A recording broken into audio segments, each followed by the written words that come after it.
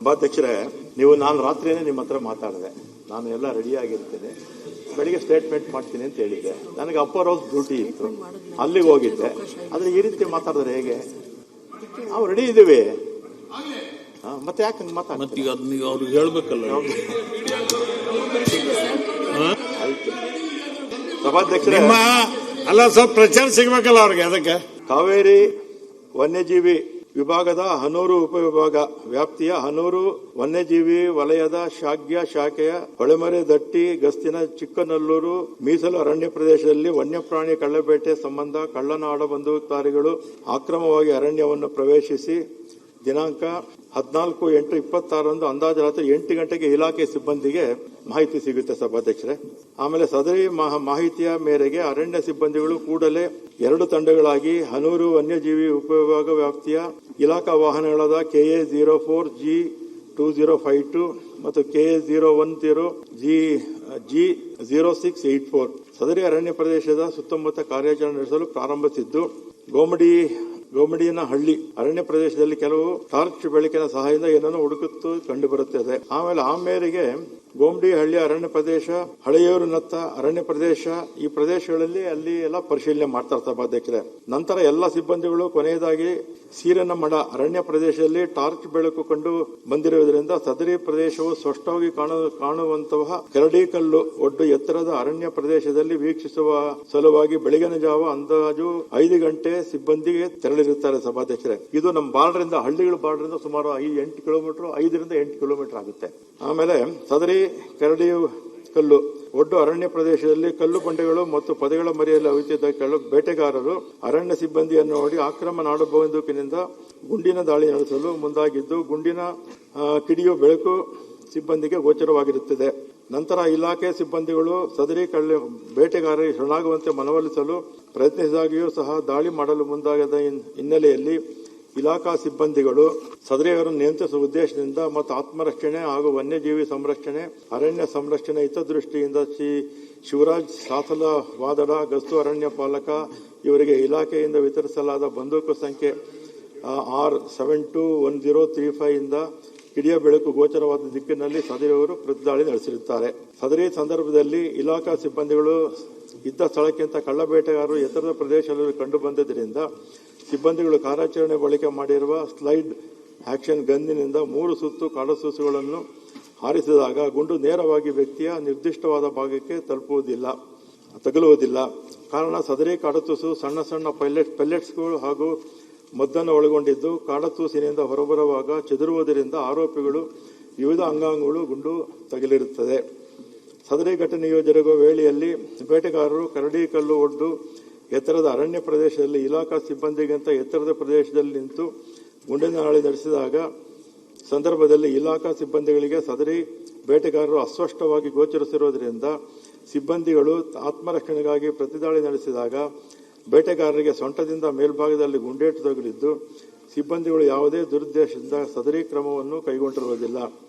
ನಂತರ ಬೇಟೆಗಾರರು ನೋವಿನ ಶಬ್ದ ಕೇಳಿಸಿರುವುದರಿಂದ ಸಿಬ್ಬಂದಿಗಳು ಟಾರ್ಚ್ ಬೆಳಕಿನಿಂದ ಪರಿಶೀಲಿಸಿ ನೋಡಲಾಗಿ ಓರ್ವ ಬೇಟೆಗಾರ ಸದರಿ ಸ್ಥಳದಿಂದ ಓಡುತ್ತಿರುವುದು ಕಂಡು ಬಂದಿದ್ದು, 3 ಜನ ಬೇಟೆಗಾರರು ನೆಲದ ಮೇಲೆ ನೆರಳುತ್ತಾ ಒದ್ದಾಡುತ್ತಿರುವುದು ಕಂಡು ಬಂದಿರುತ್ತದೆ. ಈ ಹಿನ್ನೆಲೆಯಲ್ಲಿ ಸಿಬ್ಬಂದಿಗಳು ಮಾನವೀಯತೆಯ ದೃಷ್ಟಿಕೋನದಿಂದ ಮತ್ತು ಅವರ ಜೀವ ರಕ್ಷಣೆಗಾಗಿ ಸದರಿ ಬೇಟೆಗಾರರನ್ನು ಹನೂರಿನ ಪ್ರಾಥಮಿಕ ಆರೋಗ್ಯ ಕೇಂದ್ರದಲ್ಲಿ ವೈದ್ಯರು ಲಭ್ಯವಿಲ್ಲವೆಂದು ಪೊಲೀಸ್ ಇಲಾಖೆ ಸಿಬ್ಬಂದಿಗಳು ತಿಳಿಸಿದ ಮೇರೆಗೆ ಕೊಳ್ಳೇಗಾಲ ಉಪ ವಿಭಾಗ ಆಸ್ಪತ್ರೆಗೆ ಕರೆದೊಯ್ಯಲಾಗಿ ಅಲ್ಲಿನ ವೈದ್ಯಾಧಿಕಾರಿಗಳು ಪರಿಶೀಲಿಸಿ ಕೃತ್ಯದಲ್ಲಿ ಭಾಗಿಯಾಗಿರುವ ಆರೋಪಿಗಳಾದ ಆಂಟೋನಿ ಸ್ವಾಮಿ ಬಿನ್ ಪೆರಿಯನಾಯಗಂ 50 ವರ್ಷ, ಕ್ರಿಶ್ಚಿಯನ್ ಜನಾಂಗ, ವ್ಯವಸಾಯ, ಮರಿಮಂಗಲ ಗ್ರಾಮ; ಜಾನ್ ರೋಸ್ ಪೀಟರ್ ಬಿನ್ ಯಾಕೂಬ್ 42 ವರ್ಷ, ಕ್ರಿಶ್ಚಿಯನ್ ಜನಾಂಗ, ವ್ಯವಸಾಯ, ಜಗನ್ನಾಥ್ ದೊಡ್ಡಿ ಗ್ರಾಮ. ಆಮೇಲೆ ಕುಮಾರ್ ಬಿನ್ ಲೇಟ್ ಸವಾರಿಯಪ್ಪನ್ 33 ವರ್ಷ, ಕ್ರಿಶ್ಚಿಯನ್ ಜನಾಂಗ, ಹಿಟಾಚಿ ಆಪರೇಟರ್, ಲಾರೆಸ್ ದೊಡ್ಡಿ. ಮೂವರು ಬೇರೆ ಬೇರೆ ಗ್ರಾಮದವರು. ಇವರು ಮೃತಪಟ್ಟಿರುವುದಾಗಿ ದೃಢಪಡಿಸಿರುತ್ತಾರೆ. ಹಾಗಾಗಿ ಸದರಿ ಮೃತದೇಹಗಳನ್ನು ಪೊಲೀಸ್ ಇಲಾಖೆಯವರು ನಿಯಮಾನುಸಾರ ವಶಕ್ಕೆ ಪಡೆದಿದ್ದು ಮುಂದಿನ ಕ್ರಮಕ್ಕಾಗಿ ಮೈಸೂರಿನ KR ಆಸ್ಪತ್ರೆ ಶವಾಗಾರಕ್ಕೆ ಕೊಂಡೊಯ್ದಿರುತ್ತಾರೆ. ಮುಂದುವರೆದು ಸದರಿ ಪ್ರಕರಣದಲ್ಲಿ ತಲೆಮರೆಸಿಕೊಂಡಿರುವ ಮತ್ತೋರ್ವ ಆರೋಪಿ ಹೆಸರು ಮತ್ತು ವಿಳಾಸ ಮಹಿಂದಾಸ್ ಬಿನ್ ಬೆಂಜಮಿನ್ 45 ವರ್ಷ, ವ್ಯವಸಾಯ, ಕ್ರಿಶ್ಚಿಯನ್ ಜನಾಂಗ, ಮರಿಮಂಗಲ ಗ್ರಾಮ ಎಂಬುದಾಗಿ ಪೊಲೀಸ್ ಇಲಾಖೆಯಿಂದ ತಿಳಿದು ಬಂದಿರುತ್ತದೆ.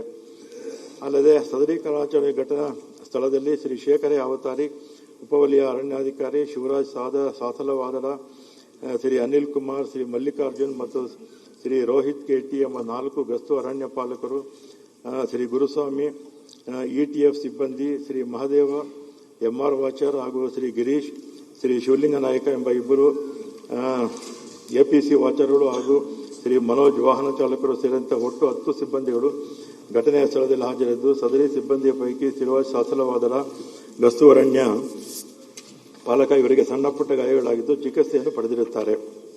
ಈ ಮೇಲ್ಕಂಡ ಕೃತ್ಯವು ವನ್ಯಜೀವಿ ಸಂರಕ್ಷಣಾ ಕಾಯ್ದೆ 1972 ಸೆಕ್ಷನ್ 2(16A) ಮತ್ತು 9, 27 ಮತ್ತು 31 ಉಲ್ಲಂಘನೆಯಾಗಿರುವ ಹಿನ್ನೆಲೆಯಲ್ಲಿ ವನ್ಯಜೀವಿ ಅಪರಾಧ ವರದಿ ಸಂಖ್ಯೆ 1/2026-27 ದಿನಾಂಕ 15/8/26ರಂತೆ ಪ್ರಕರಣವನ್ನು ದಾಖಲಿಸಲಾಗಿರುತ್ತದೆ.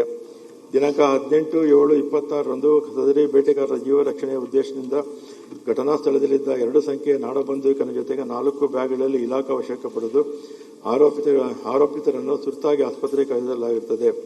ದಿನಾಂಕ 15/8/26ರಂದು ಘಟನಾ ಸ್ಥಳದಲ್ಲಿ ಇಲಾಖಾ ಪರ ಅಮಾನತುಪಡಿಸಿಕೊಂಡ ಸೊತ್ತುಗಳವರ ನಾಡಬಂದೂಕು, 2 ನೀಲಿ ಬಣ್ಣದ ಬ್ಯಾಗ್ ಹಾಗೂ ಅದರೊಳಗಿದ್ದ ಸ್ಟೀಲ್ ಚಮಚ, 1 ಪಾತ್ರೆ ದೊಡ್ಡದು, 1 ಸ್ಟೀಲ್ ತಟ್ಟೆ, 1 ಟೀ ಲೋಟ, 1 ಕಪ್ಪು ಪ್ಲಾಸ್ಟಿಕ್, ಒಳಗೆ ಇದ್ದ ಅಕ್ಕಿ, ಈರುಳ್ಳಿ, ಟೊಮೊಟೊ, ಉಪ್ಪು, ಪಾರ್ಲೇಜಿ ಬಿಸ್ಕೆಟ್ ಚಿಕ್ಕದು 3, ಮಾರಿಗೋಲ್ಡ್ ಬಿಸ್ಕೆಟ್ 1, 5 ಅಚ್ಚು ಬೆಲ್ಲ, ಧನಿಯಾ ಪೌಡರ್ 1, ಆಮೇಲೆ ಕ್ಯಾಮ್ಲಾ ಪ್ಲೇಗ್ ಬ್ಯಾಗ್ ಮತ್ತು ಅದರೊಳಗಿದ್ದ Vivo Android mobile, Nokia keypad mobile, ಚಾಕುಗಳು 3, ಮಚ್ಚು 1, 2 ಇಂಚು ಅಳತೆಯ ಪ್ಯಾರಗಾನ್ ಚಪ್ಪಲಿ ನೀಲಿ ಬಣ್ಣದ್ದು, 2 ಕಂದು ಬಣ್ಣದ ಬಟ್ಟೆ ಬ್ಯಾಗ್ ಹಾಗೂ ಅದರೊಳಗಿದ್ದ ಪಟಾಕಿ ಮದ್ದು, ಜಿಯೋ ಕೀಪ್ಯಾಡ್ ಮೊಬೈಲ್, ತಲೆ ಬ್ಯಾಟರಿ 1, ಮದ್ದಿನ ಬಾಕ್ಸ್ 2, ಮದ್ದಿನ ಪೌಡರ್ 4, ನಾಡಬಂದೂಕಿಗೆ ಬಳಸುವ ಗುಂಡುಗಳು 38, ಕಂದು ಬಣ್ಣದ ಬಟ್ಟೆ ಬ್ಯಾಗ್ ಹಾಗೂ ಅದರೊಳಗಿದ್ದ ಚಾಕು 1, ತಲೆ ಬ್ಯಾಟರಿ ಮತ್ತು ಚಾರ್ಜರ್ 1.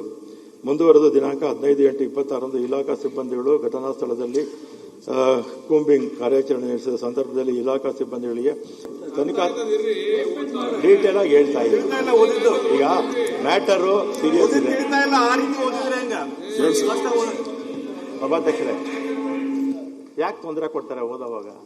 ಸದರಿ ಮಾಂಸವನ್ನು ಇಲಾಖೆಯ ಸಿಬ್ಬಂದಿಗಳು ಘಟನಾ ಸ್ಥಳದಲ್ಲಿ ಸಂರಕ್ಷಿಸಿರುತ್ತಾರೆ. ದಿನಾಂಕ 16/8/26ರಂದು ಘಟನಾ ಸ್ಥಳದಲ್ಲಿ ಇಲಾಖಾ ಪರ ಅಮಾನತುಪಡಿಸಿಕೊಂಡ ಸ್ವತ್ತುಗಳು ಇವರ 4 ಜೊತೆ ಪ್ಯಾರಗಾನ್ ಹವಾಯಿ ಚಪ್ಪಲಿಗಳು, 2 ಲೀಟರ್ ನೀಲಿ ಕ್ಯಾಪ್ ಹೊಂದಿರುವ ಮೆರಿಂಡಾ ಪ್ಲಾಸ್ಟಿಕ್ ಬಾಟಲ್ಗಳು, ಅಂದಾಜು 1/4 ಲೀಟರ್ ನೀರು ಮತ್ತು 2 ಲೀಟರ್ಗಳಲ್ಲಿ 2 ಚೀಲಗಳಲ್ಲಿ ತುಂಬಿದ 20ರಿಂದ 30 ಕೆಜಿ ವನ್ಯಪ್ರಾಣಿ ಮಾಂಸ. ಅಲ್ಲದೆ ಮೇಲ್ಕಂಡ ಪ್ರಕರಣದಲ್ಲಿ ಆರೋಪಿಗಳಾದ ಆಂತೋಣಿ ಸ್ವಾಮಿ, ಬಿನಿ ಪೆರಿಯಾಸ್ವಾಮಿ 50 ವರ್ಷ, ಕ್ರಿಶ್ಚಿಯನ್ ಜನಾಂಗ, ಇದು ಆಗಲೇ ಹೇಳಿದ್ದೀನಿ. ಘಟನಾ ಸ್ಥಳವು ಅರಣ್ಯ ಇಲಾಖೆಯಿಂದ ಸುಮಾರು 5ರಿಂದ 8 ಕಿಲೋಮೀಟರ್ ಸುತ್ತಾಡಿದ್ದಾರೆ.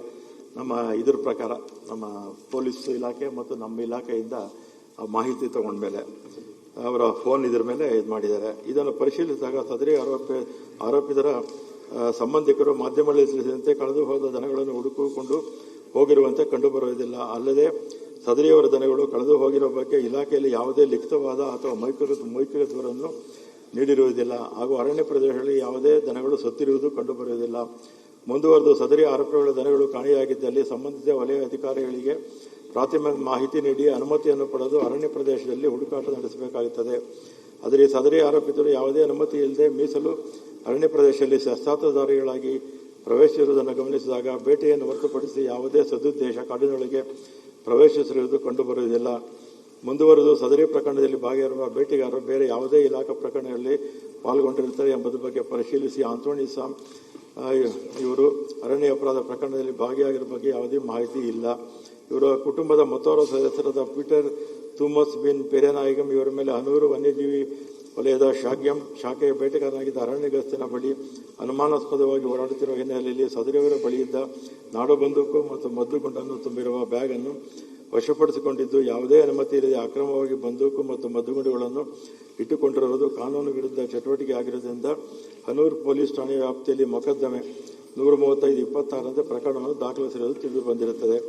ಅಲ್ಲದೆ ಮೇಲ್ಕಂಡ ಪ್ರಕರಣದ ಮತ್ತೊಬ್ಬ ಆರೋಪಿಯಾದ ಮಹೀಮ್ ದಾಸ್ ಬಿನ್ ಬೆಂಜಮಿನ್ 45 ವ್ಯವಸಾಯ, ಕ್ರಿಶ್ಚಿಯನ್ ಜನಾಂಗ, ಮರಿಯಾ ಮಂಗಲ ಗ್ರಾಮ ಇವರದು ಹನೂರು ವನ್ಯಜೀವಿ ವಲಯದಲ್ಲಿ ವನ್ಯಜೀವಿ ಸಂರಕ್ಷಣೆ ಕಾಯ್ದೆ ಪ್ರಕಾರ ಅರಣ್ಯ ಮೊಕದ್ದಮೆ 1/20/2021 ದಿನಾಂಕ 5/6/20ರಂತೆ 5/6/20 ದಾಖಲೆ ಹೆಸರು ದೃಢಪಟ್ಟಿರುತ್ತದೆ. ಮೇಲ್ಕಂಡ ಪ್ರಕರಣದ ಸಂಬಂಧ ಜಿಲ್ಲಾಧಿಕಾರಿ ಹಾಗೂ ದಂಡಾಧಿಕಾರಿ ಚಾಮರಾಜನಗರ ಇವರು ದಿನೇಶ್ ಕುಮಾರ್ ಮೀನಾ AS ಉಪವಿಭಾಗಾಧಿಕಾರಿ ಕೊಳ್ಳೇಗಾಲ ಇವರನ್ನು ತನಿಖಾಧಿಕಾರಿ ಅಂದರೆ ಮ್ಯಾಜಿಸ್ಟ್ರೇಟ್ ತನಿಖೆ ನೇಮಿಸಿ ಆದೇಶದಂತೆ ಅದರಂತೆ ಸದರಿ ಉಪವಿಭಾಗಾಧಿಕಾರಿಗಳು 15/8/26 ಘಟನಾ ಸ್ಥಳಕ್ಕೆ ತನಿಖೆಯ ಸಲುವಾಗಿ ತೆರಳಿದ್ದು ಸದರಿ ದಿನದಂದು ತನಿಖೆ ಪೂರ್ಣವಾಗಿರುವುದಿಲ್ಲ. ಆದ್ದರಿಂದ ದಿನಾಂಕ 16/8/26 ತನಿಖೆ ಮುಂದುವರಿಯುತ್ತದೆ. ಅದರ ಭಾಗವಾಗಿ ಉಪವಿಭಾಗಾಧಿಕಾರಿಗಳ ಸಮಕ್ಷಮ ಇಲಾಖಾ ಅಧಿಕಾರಿ ಸಿಬ್ಬಂದಿಗಳು ಹಾಜರಾಗಿ ತನಿಖಾಧಿಕಾರಿಗಳು ಕೋರುವ ಮಾಹಿತಿಯನ್ನು ಒದಗಿಸಿರುತ್ತಾರೆ. ನಂತರ ಘಟನಾ ಸ್ಥಳದಲ್ಲಿ ವಶಪಡಿಸಿಕೊಳ್ಳಲಾದ ವನ್ಯಪ್ರಾಣಿ ಮಾಂಸದ ಪರೀಕ್ಷೆಯನ್ನು 16/8/26 ನಡೆಸಲಾಗಿದ್ದು, ಒಂದು ಬ್ಯಾಗ್ನಲ್ಲಿ 22.35 ಕೆಜಿ, ಮತ್ತೊಂದು ಬ್ಯಾಗ್ನಲ್ಲಿ 11.90 ಕೆಜಿ ಅಂತ ಒಟ್ಟಾರೆ 34.25 ಕೆಜಿ ವನ್ಯಪ್ರಾಣಿ ಮಾಂಸವು ದೊರೆತಿರುತ್ತದೆ. ಸದರಿ ವನ್ಯಪ್ರಾಣಿ ಮಾಂಸದಲ್ಲಿ ಗುಂಡಿನ ಚಹರೆ ಕಂಡುಬಂದಿರುವುದರಿಂದ ಪಶುವೈದ್ಯಾಧಿಕಾರಿಗಳು ತಿಳಿಸಿರುವ ಮೇರೆಗೆ ಹೆಚ್ಚುವರಿ ತನಿಖೆಗಾಗಿ ಸದರಿ ಮದ್ಯ ಮಾಲಿನ ಮಾದರಿಯನ್ನು ಹಾಗೂ ವಶಪಡಿಸಿಕೊಳ್ಳದ ನಾಡಬಂದೂಕನ್ನು ವಿಧಿವಿಜ್ಞಾನ ಪ್ರಯೋಗಾಲಯಕ್ಕೆ ಕಳಿಸಿ ಅಗತ್ಯ ಕ್ರಮ ಕೈಗೊಳ್ಳಲಾಗಿರುತ್ತದೆ. ಸದರಿ ಘಟನೆ ತರುವಾಯ ಕೆಲವು ದುಷ್ಕರ್ಮಿಗಳು ಬೇಟೆಗಾರರು ಕಳ್ಳಬೇಟೆ ತಡೆಯುವ ಶಿಬಿರಗಳು 9 ವಸತಿಗೃಹಗಳಿಗೆ ಹಾನಿ ಮಾಡಿದ್ದು, ಸದರಿ ಕಟ್ಟಡದಲ್ಲಿ ಪೀಠೋಪಕರಣಗಳು, ಸಾಮಾನು ಸರಂಜಾಮು ಮತ್ತು 1 ಸಂಖ್ಯೆ 4 ಚಕ್ರದ ಇಲಾಖಾ ವಾಹನ ಹಾಗೂ ಸಿಬ್ಬಂದಿಯ 4 ದ್ವಿಚಕ್ರ ವಾಹನಗಳನ್ನು ಕಜಂಗೊಳಿಸಿರುತ್ತಾರೆ. ಇದರಿಂದ ಸರ್ಕಾರಕ್ಕೆ ಹಾಗೂ ಇಲಾಖಾ ಸಿಬ್ಬಂದಿಗೆ ಅಪಾರ ನಷ್ಟ ಉಂಟಾಗಿರುವ ಹಿನ್ನೆಲೆಯಲ್ಲಿ ಇಲಾಖಾಧಿಕಾರಿ ಸಂಬಂಧಿಗಳು ಕುರಿತಂತೆ ಪೊಲೀಸ್ ಠಾಣೆಯಲ್ಲಿ ಪ್ರಕರಣ ದಾಖಲಾಗಿರುತ್ತದೆ.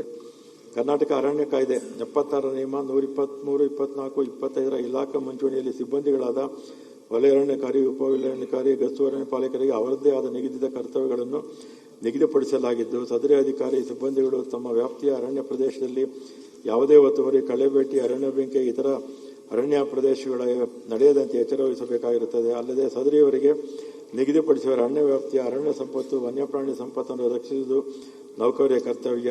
ಈ ನಿಟ್ಟಿನಲ್ಲಿ ರಾಸ್ತಿ ಗಸ್ತಿನಲ್ಲಿದ್ದ ಇಲಾಖಾ ಸಿಬ್ಬಂದಿಗಳು ಕಳ್ಳಬೇಟೆಗಾರರು ಅರಣ್ಯ ಪ್ರದೇಶದಲ್ಲಿ ಅಕ್ರಮವಾಗಿ ನುಸುಳಿರುವ ಮೇರೆಗೆ ಕಾರ್ಯಾಚರಣೆ ಪ್ರಾರಂಭಿಸಿದ್ದು, 14/8/26 ರಾತ್ರಿ ಸುಮಾರು 8 ಗಂಟೆಯಿಂದ 15/8/26 ಬೆಳಗಿನ 5:30 ಸತತವಾಗಿ ಕಾರ್ಯಾಚರಣೆ ನಡೆಸಿರುತ್ತಾರೆ. ಈ ಸಂದರ್ಭದಲ್ಲಿ ಕರಡಿಕಲ್ಲು ಒಡ್ಡು ಅರಣ್ಯ ಪ್ರದೇಶದಲ್ಲಿ ಅವಿತಿದ್ದ ಬೇಟೆಗಾರರು ಮೀಸಲು ಅರಣ್ಯ ಪ್ರದೇಶದಲ್ಲಿ ಅನುಮತಿ ಇಲ್ಲದೆ ಪ್ರವೇಶಿಸದಲ್ಲದೆ ವನ್ಯಪ್ರಾಣಿಯನ್ನು ಬೇಟೆಯಾಡಿರುವುದು ಕಂಡುಬಂದಿದ್ದು, ಕರ್ತವ್ಯ ನಿರತ ಇಲಾಖಾ ಅಧಿಕಾರಿಗಳ ಮೇಲೆ ದಾಳಿ ನಡೆಸಲು ಯತ್ನಿಸಿದ್ದಾರೆ.